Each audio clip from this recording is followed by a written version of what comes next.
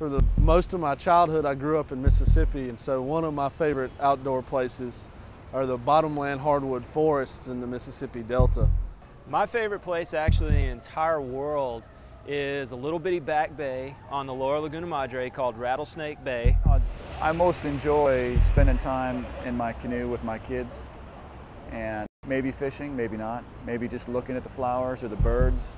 I enjoy watching the river's mood change from season to season. I can just go out and walk that beach and enjoy the intersection of air and land and water, and it creates for me a real sense of peace and centeredness.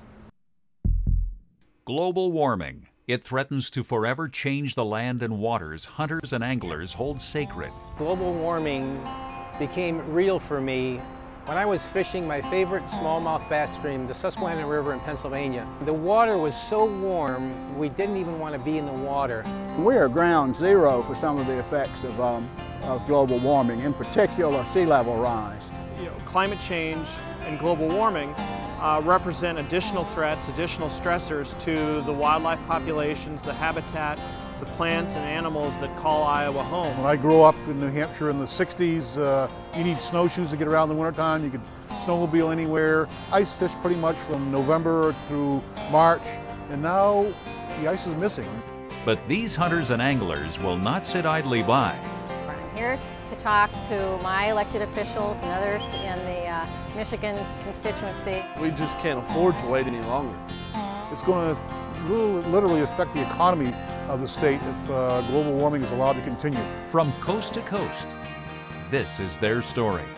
And I've been enjoying the outdoors and hunting and fishing my whole life. I have actually been fishing since before I have conscious memory. My first life preserver was actually a Clorox bottle tied to my belt buckle. I'm 26 years old, so I've been hunting and fishing for about 25 years. Working in the garden with my mom, watching horses be born, just learning flying boxy bugs on the end of a thread. They've come to Washington to exercise their rights for a better tomorrow, for their children, grandchildren, for wildlife, and for all Americans. That's 4 major reasons why I'm interested. And they're Noah, Matthew, Elena, and Jack. Somehow, my kids have it in their head that the best reward they can have for a good day at school is to get to go into the canoe down into the waterways behind our house with a trash bag and pick up garbage and clean up the canals. On the table now is legislation that could help alter our planet's course for the better, if lawmakers choose to take a significant stand against global warming.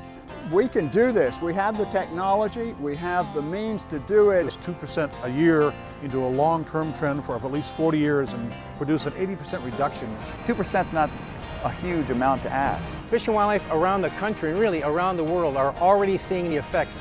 So there is no time to lose. We have to act now. They're not just asking for change from government and businesses. They've taken the mission to heart, to their families, and to their communities. And I firmly believe that as time goes by, water, fresh water in particular, is going to become the new oil. We've formed a group in McClellanville called the Kitchen Table Climate Study Group. Do as much as we can from a food miles standpoint to eat locally. These hunters and anglers are doing the hard work, the grassroots, on-the-ground hard work.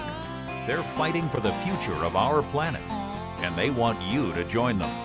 As we walk from our air-conditioned houses to our air-conditioned cars and drive to our air-conditioned offices, wildlife and fish don't have that luxury. I don't know who will stand up for wildlife if we don't do it. It could be nobody. Contact your legislator, write your letter to the editor, speak out where you can. This is the most critical issue of our times, and if we fail at this, then our children and our grandchildren will be able to ask with complete honesty, where were you? What were you thinking?